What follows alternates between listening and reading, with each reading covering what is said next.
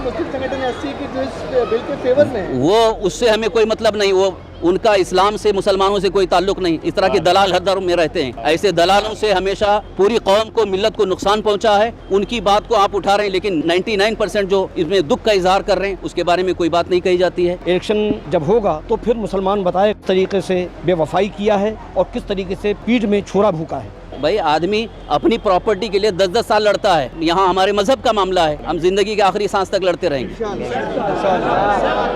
एक तंजीम यूनाइटेडली एक पिटीशन लेकर, एक सीनियर वकील को लेकर सारी की सारी पॉइंट्स एक आदमी के थ्रू आर्ग्यू कराए तो मुझे उम्मीद है कि इसका निकाल जो है वो जल्दी हो सकता है। तो चंद्रबाबू नायडू ने तो समर्थन किया है, जिनको आप सेक्युलर नेता कहते थे, लेकिन कहते थे, पहले कहते थे, अभी नहीं है। इस मामले में वो हट गए।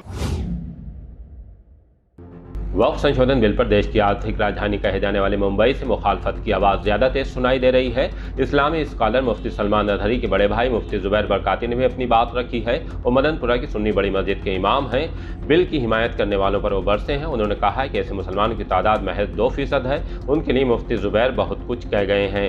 उनकी नज़र में तेलुगु देशम पार्टी TDP के सरबराह चंद्रबाबू नायडू अब सेकुलर नहीं रहे। हृदय अकेडमी मुंबई के बानी मोहम्मद सईद नूरी ने बिल को पीठ में छुरा घोंपने वाला बताया। एडवोकेट रिजवान मर्चेंट बताते हैं कि वक्फ संशोधन बिल संविधान की रूह के खिलाफ है और अब इस मामले में सुप्रीम कोर्ट जाकर हमारी लड़ाई का तरीका क्या होगा।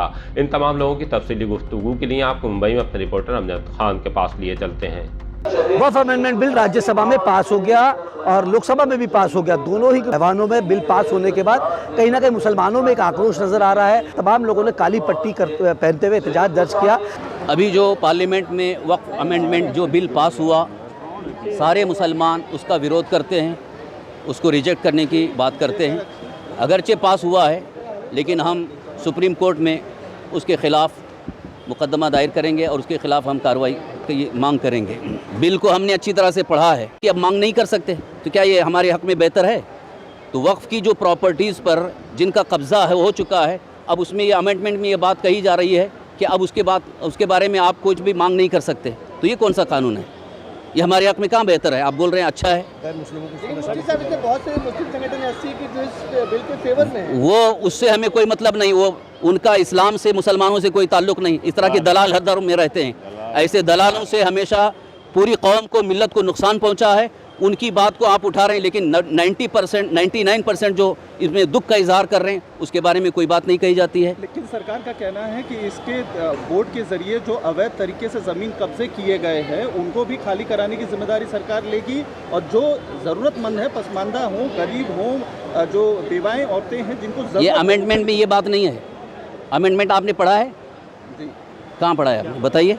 सरकार का तो यही कहना है, लेकिन अमेंडमेंट में क्या है? गृह मंत्री कह रहे जो हैं 10 अमेंडमेंट हुए हैं, वो जो बदला हुआ वो आप बताओ ना, उसमें कहाँ है? लेकिन इससे ये बताइए कि आप बोले सुप्रीम कोर्ट में आप चैलेंज करोगे, जब ये दोनों संसद सभा में जब पास हो जाएगा तो आपको लंबी लड़ाई लड़नी पड़ेगी। आपको नहीं लगता उससे लंबी लड़ाई? भाई आदमी अपनी प्रॉपर्टी के लिए 10-10 साल लड़ता है, और यहाँ हमारे मजहब का मामला है, हम जिंदगी के आखिरी सांस तक लड़ते रहेंगे।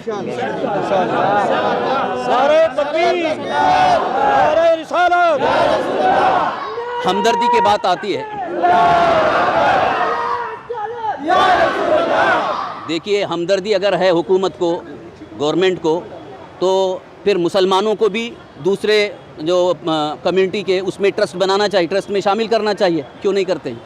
हमने कभी आपसे कहा है कि मंदिर में हमको ट्रस्टी बनाओ, चर्च में हमको ट्रस्टी बनाओ? कभी हमने नहीं कहा। लेकिन हमारे इसमें क्यों इंटरफेयर हो रहा है? सर मैं क्या बोल रहा हूँ सर, ये दोनों सदनों में सर रात में गया है, और वो मेजॉरिटी का हमसे कोई मतलब नहीं है। हमारे इस्लाम में इसकी इजाज़त नहीं है। सर दोनों सदनों में जब बिल पास होता है तो रात में पास होता है। अरे भैया, बिल पास किया गया, ज़बरदस्ती पास किया गया, उससे क्या मतलब? कुछ भी करेंगे। वोटिंग जो है सुबह भी वोटिंग में जो लोग थे वो सेकुलर नहीं रह गए। अभी सेकुलर लोगों ने अभी तक उसका विरोध किया है। नीतीश कुमार तो चंद्रबाबू नायडू ने तो समर्थन किया है, जिनको आप सेकुलर नेता कहते थे, लेकिन कहते थे, पहले कहते थे, अभी नहीं है। इस मामले में वो हट गए। राज्य में भी कई इसको लेकर लोगों में नाराजगी है। नाराजगी तो है। क्या मैसेज देना चाहोगे कि लॉ एंड ऑर्डर डिस्टर्ब ना हो? लॉ एंड ऑर्डर के लिए तो हम ये कहते हैं कि तोड़ फोड़ या ऐसा कोई आंदोलन हम नहीं चाहते कि जिसकी वजह से प्रॉपर्टी को नुकसान हो, किसी कम्युनिटी को नुकसान हो। हम ये कभी नहीं कहते। लेकिन हमारे हक की लड़ाई हम कानून के दायरे में रह करके लड़ेंगे। इखलास का सवाल बिल के अंदर है कि 5 साल मुसलमान होना अनिवार्य है, कोई वक्त करता है तो बिल के अंदर ये भी नहीं। वो यानी जो 5 साल अभी 5 साल से पहले जो मुसलमान हुआ है, इस्लाम कबूल किया है, वो वक्फ नहीं कर सकता, ये उन्होंने बिल बनाया है।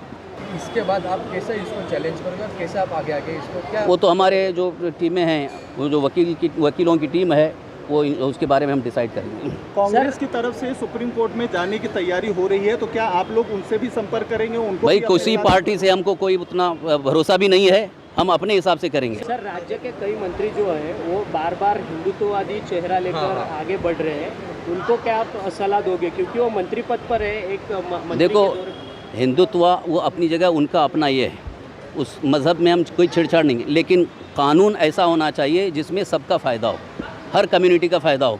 तो ये इंसाफ की बात होती है। सबका साथ सबका विकास का मतलब क्या है कि सबका साथ सबका विकास है, तो फिर खालिश हिंदुत्व को हमारे ऊपर आप लादने की कोशिश करेंगे तो ये हमें कबूल नहीं है। एक साइड पे नरेंद्र मोदी सौगात मोदी करे और एक बार ये बिल पास कर रहे, तो आप कैसे देखते हो इसको? ये तो सरासर नाइंसाफ़ी है। ये अमेंडमेंट बिल को लेकर जो है रजा कैबिनेट का एक स्टेटमेंट जारी हुआ था, उसमें कहा गया था कि अगर नीतीश कुमार चंद्रबाबू नायडू इस बिल का खिलाफ नहीं करेंगे तो सबक सिखाया जाएगा। सबक सिखाने का मतलब क्या हुआ? रजा अकेडमी के सरबराह मौजूद हैं, आप सबक जो है उसका यही मतलब है कि इलेक्शन जब होगा तो फिर मुसलमान बताए किस तरीके से बेवफाई किया है और किस तरीके से पीठ में छुरा भूका है। ये जमहूरियत यहाँ पर इसी किस्म का इंतकाम लिया जा सकता है। किस टाइप का एक्शन आप किस तरफ इशारा करें कि आप बोले कि सबक सिखाया जाएगा? मतलब यही कि इलेक्शन जब आएगा तो लोग उनको वोट नहीं देंगे और उसको बेदखल करेंगे, जो कुछ भी होगा उसमें यही होगा। वहाँ के मुसलमान जो है, जो लोग इस मसले में हमारे साथ हैं हम उनका साथ देंगे, जो इस मसले में हमारे साथ नहीं हम उसका साथ नहीं देंगे। आप लोग कोई फतवा जारी करेंगे कि बिहार में मुसलमान वोट? देखिए, ये मसाइल जो है उलमा दानिश्वर ये सब बैठकर तय करते हैं। इसमें फतवा देना और ये शरई मामलात जो हैं वो शरई मामलात में रहते हैं, सियासी मामलात को सियासी तौर पर हल किया जाता है।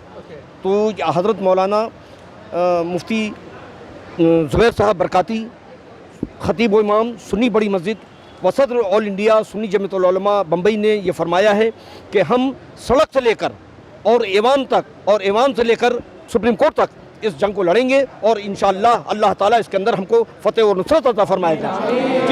जिस तरीके से गवर्नमेंट को और कानून वापस लेना पड़ा है, किसान कानून किसानों के लिए हुआ और नहीं मालूम कितने हुआ, इंशाअल्लाह ताला ये कानून भी हुकूमत को वापस लेने पर हम मजबूर करेंगे।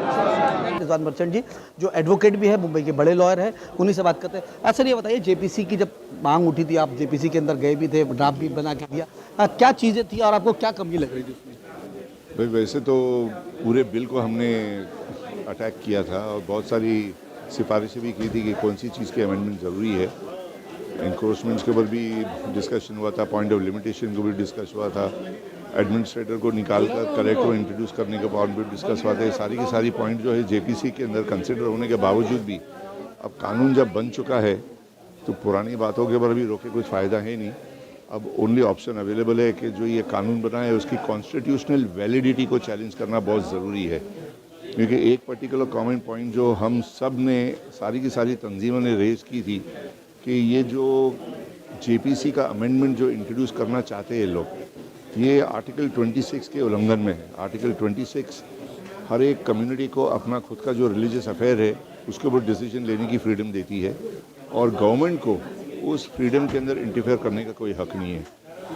मुझे सिर्फ उम्मीद ही नहीं, मेरे को पूरा यकीन है, क्योंकि मैं इस लीगल फ्रेटर्निटी का एक हिस्सा 40 साल तक रह चुका हूँ। जिस किस्म के हमारे सुप्रीम कोर्ट के अंदर जजेस बैठे हैं, जस्टिस गवाई, जस्टिस ओका, बहुत ही लेवल माइंडेड, फ्री माइंडेड जजेस हैं और मुझे पूरा यकीन है कि आर्टिकल 26 की बुनियाद के ऊपर ये वक्फ बिल जो है, ये कॉन्स्टिट्यूशनल वैलिडिटी उसका अपहोल्ड नहीं होगा। आपने सबसे ज़्यादा अपोज किस चीज़ के लिए किया था जब आप लोगों ने अमेंडमेंट पढ़ा था, जब ये बिल आया था? 26 का हमारा जो मोस्ट इम्पॉर्टेंट फाउंडेशन मुद्दा था कि आप हमारे इस अफेयर के अंदर, ये रिलीजियस अफेयर है, वक्फ जो है ना एक रिलीजियस अफेयर है कि प्रॉपर्टी आप अल्लाह सुब्हानहू व तआला के नाम के ऊपर आप उसको वक्फ कर दो, ये हमारी रिलीजियस अफेयर है। आप हमारी रिलीजियस अफेयर के अंदर इंटरफेयर नहीं कर सकते। उसको कैसे हैंडल करना है, क्या हैंडल करना है, इंक्रोचमेंट है तो हम उस इंक्रोचमेंट को कैसे निकालना है वो हम डिसाइड करेंगे। आपको डिसाइड करने की ज़रूरत नहीं, हमको आपकी मदद की कोई ज़रूरत नहीं। जब बहस हुई तो ये कहा गया कि 8 लाख से 9 लाख एकड़ ज़मीनें जो है मुसलमानों के पास है, लेकिन उसका रिन्यूअल नहीं आता। इसकी क्या वजह है? मैं बहुत सारी प्रॉपर्टी जो है वो वक्फ की इंक्रोच हो चुकी है। अब वो इंक्रोचमेंट की बुनियाद के ऊपर जो सूट्स फाइल हुए हैं, जो इविक्शन सूट्स फाइल हुए हैं, अगर पीरियड ऑफ लिमिटेशन अगर इन लोगों ने निकाल के फेंक दी तो वो आदमी बन जाएगा ओनर ऑफ द प्रॉपर्टी, क्योंकि 10-12 साल तक अगर इंक्रोचमेंट हुआ तो एडवर्स पोजीशन की बुनियाद के ऊपर वो मालिक बन सकता है। तो इन बहुत सारी चीज़ों को किए थे, प्लस स्टेट वाइज जो प्रॉपर्टीज़ आइडेंटिफाई हुई थी IIT के 2015 की रिपोर्ट के अंदर, जो कि IIT का रिपोर्ट इसी गवर्नमेंट ने कॉल करी थी 2015 के अंदर, वो रिपोर्ट की बुनियाद के ऊपर हर स्टेट के अंदर एकड़ों के अंदर गवर्नमेंट ने ज़मीनों को एनक्रोच किया हुआ है। इससे मस्जिदों, लेकिन ये वर्ड एनक्रोच जो है ना वो रिपोर्ट के अंदर यूज़ नहीं हुआ है, लेकिन उन लोग ने इस चीज़ को डाइल्यूट कर दिया है कि वक्त की ज़मीन को गवर्नमेंट ने ऑक्यूपाई किया हुआ है, लेकिन उसकी राय दी गई है कि वो ज़मीनों को अभी आप फ़िलहाल खाली नहीं करवा सकते, सरकार को निकाल के फेंक नहीं सकते, लेकिन अगर सरकार उस ज़मीन को इस्तेमाल कर रही है तो उसमें से एक रेंटल इनकम आनी चाहिए जो कि वक्फ वेलफेयर बोर्ड के अंदर जाए और वक्फ वेलफेयर बोर्ड के थ्रू कम्युनिटी के अंदर इस चीज़ को इस्तेमाल करनी चाहिए।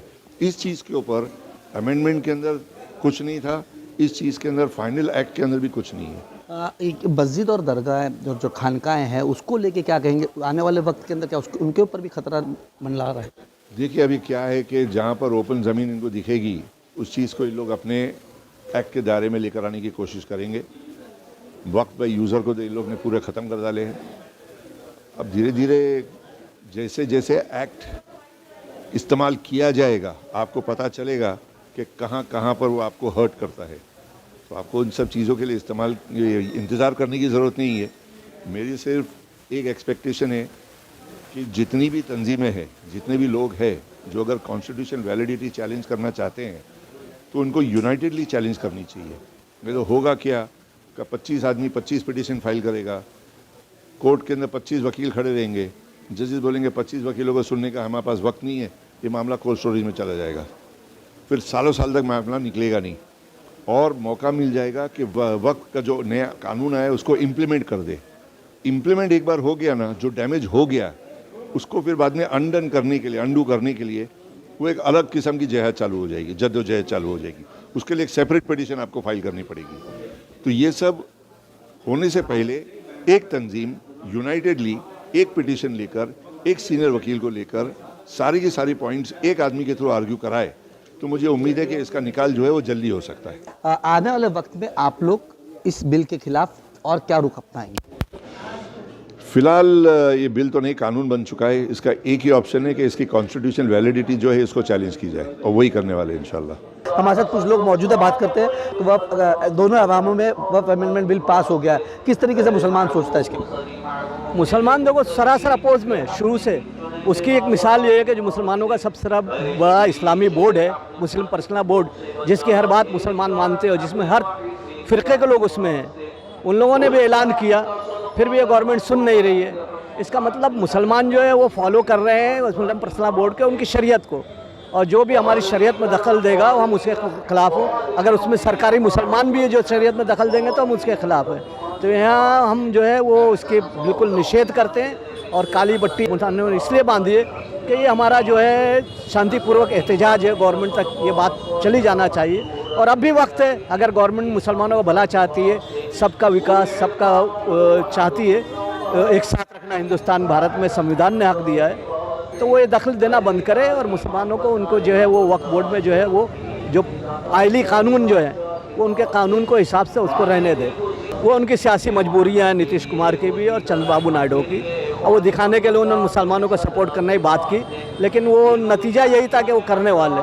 तो अब मुसलमानों का फ़र्ज़ बनता है, सोचने की बात है कि अब अपने आपस में इत्तेहाद कर लें, इत्तेहाद करके सेकुलर उम्मीदवारों को, सेकुलर लोगों को आगे लाएं और सिर्फ उन पर ही ध्यान दें, और ये सब किसी पार्टी का मामला और किसी पार्टी के जो मामलात हैं वो सब छोड़ दें, उस पर सोचना छोड़ दें। तो चंद्रबाबू नायडू ने क्या किया सामने है, नीतीश कुमार ने क्या सामने किया। अभी बिहार का इलेक्शन आ रहा है, मुसलमानों के लिए एक बड़ा मौका है कि वो एक पैगाम दे दें कि हम क्या चाह रहे हैं और जो हमारे साथ है, क्योंकि मुसलमान इतना तो पावर में है कि वो चाहे जिसे चाहे जिता सकता है, जिससे चाहे हरा सकता है। तो वो काम तो करके दिखा दें मुसलमानों के। बिहार के मुसलमानों से मेरी यही अपील भी है कि सियासी तौर पर बेदारी का सबूत दें और ऐसे लोगों को जो है अब कम करना शुरू करें, उनकी जी हुजूरी कम करना शुरू करें। क्या कहेंगे आप? इस बारे में क्या कहना है, जो भी हुआ बहुत ही गलत हुआ है और मुसलमानों के लिए तो हुकूमत कभी भी संजीदा नहीं रही है और कभी मुसलमानों के लिए कभी भी फेवर नहीं किया। लोकसभा और राज्यसभा दोनों बिल पास हो चुका है, लेकिन खैर अभी भी मौका है, सुप्रीम कोर्ट है, इस बिल को स्क्रैप कराने के लिए कोशिश की जाएगी, जो कि कॉन्स्टिट्यूशन का बहुत ही वायलेशन हुआ है। बिल के अंदर आर्टिकल 14, 15, 16, 25 और 29 का काफ़ी वायलेशन है, तो ये बिल प्रॉपर नहीं है और आइन के मुताबिक बिल नहीं बना है। तो खैर इसकी एक लंबी लड़ाई लड़नी पड़ेगी और सुप्रीम कोर्ट में एक किरण की नज़र आ रही है, जो वहाँ पे जाके हम इसकी इंशाल्लाह हमारी इसमें जीत होगी और ये बिल स्क्रैप होगा इंशाल्लाह। लीडर के लिए अमजद खान, मुंबई।